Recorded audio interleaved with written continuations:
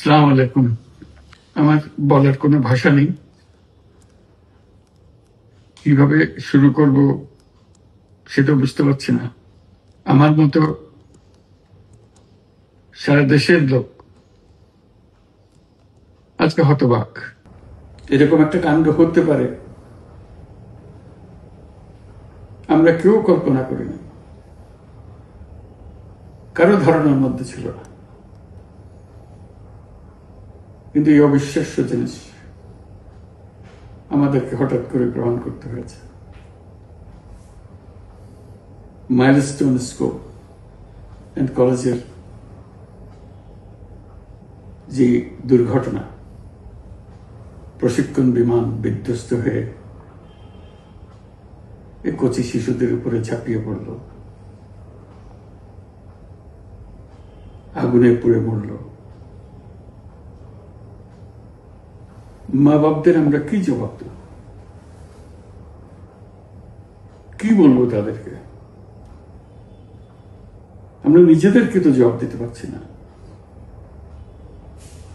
অজানা শিশুদের মুখ সবার চোখে ভেসে উঠছে। সারা জাতি হতভম্ব, বাক্রুদ্ধ, শোকাহত বললে খুব কম বলা হবে। এই দুর্ঘটনার রেশ এখনো কাটেনি।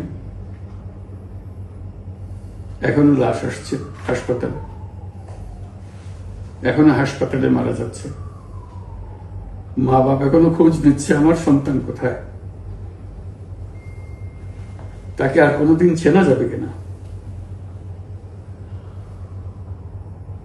যাদের লাশ দেখছি তার মধ্যে আমার সন্তান আছে কিনা পৃথক করার তো কোনো উপায় নেই।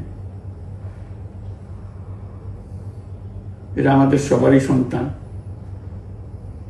হঠাৎ করে চিরদিনের জন্য চলে গেল। আমরা অবশ্যই তদন্ত করব, তদন্ততে তারা ফিরে আসবে না।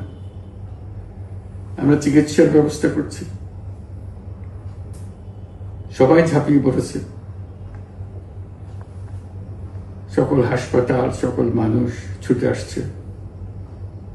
আমরা সবার কাছে অনুরোধ করছি, হাসপাতালে ভিড় করবেন না, কারণ যারা আহত তাদের জন্য এটা ভালো না।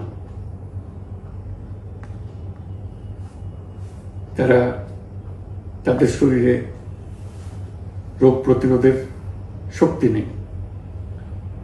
আমরা ভিড়ে থাকলে আমাদের শরীর থেকে কি রোগ তাদের মধ্যে ছড়িয়ে পড়বে তা বলা মুশকিল।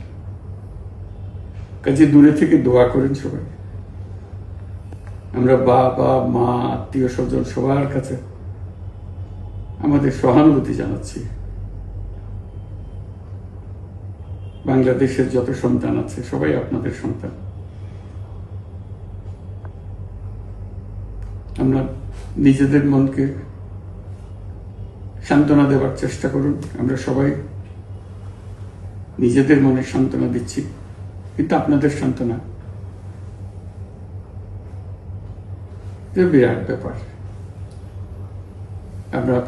আমরা সবাই আপনাদের সঙ্গে আছি, জাতির সমস্ত লোক আপনাদের সঙ্গে আছে।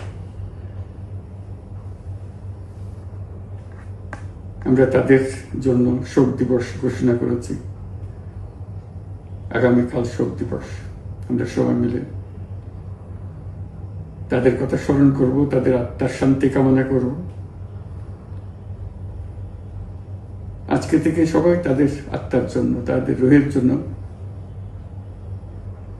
মাগফিরাত কামনা করব। আল্লাহ আপনাদেরকে শান্তি দিন। আমাদের জাতির সবাইকে, যারা এই দুর্ঘটনায় বিধ্বস্ত, সবাইকে আল্লাহ শান্তি দেন। তাদের জন্য দেশবাসী সবাই আমরা দোয়া করছি। আল্লাহ এই শিশুদের জান্নাতবাসী করে। খুদা হাফেজ।